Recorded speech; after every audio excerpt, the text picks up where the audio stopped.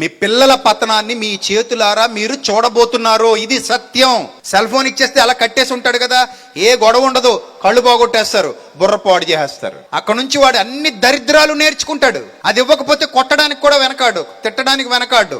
కోపాలు వచ్చేస్తే పిల్లలకి చిన్న వయసులోనే వాళ్ళ మీద దుష్ప్రభావాలు పడిపోతున్నాయి. నీచమైన ఆలోచన విధానం పేరుకుపోతుంది. దీనందరికీ కారణం సెల్ ఫోన్ చేతికిచ్చి పెంచే తల్లిదండ్రులు. 5 ఏళ్ళు కూడా రావు వాడికి, అప్పుడే సెల్ ఫోన్కి ఎడిక్ట్ అయిపోయాడు. మళ్ళీ గొప్పగా మా వాడు యూట్యూబ్ ఓపెన్ చేస్తాడండి, మా వాడు ఇన్స్టాగ్రామ్లోకి వెళ్ళిపోతాడండి, ఓహో మా వాడు ఫోటో తీసేస్తాడండి, అబ్బా అప్లోడ్ కూడా చేస్తాడండి. సిగ్గుపడాలి ఇలాంటివి చెప్పుకోవడానికి మనం. అదే గొప్ప. అది 5 ఏళ్ల వయసులో ఫోటో తీసేస్తాడు, యూట్యూబ్లోకి వెళ్ళిపోతాడు, ఇన్స్టాగ్రామ్లోకి వెళ్ళిపోతాడు, ఫేస్బుక్లోకి వెళ్ళిపోతాడు.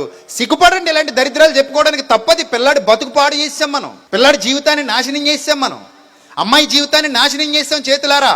ఎందుకంటే ఆ వయసు ఫోన్కి ఎడిక్ట్ అయ్యే వయసు కాదమ్మా అసలు అది.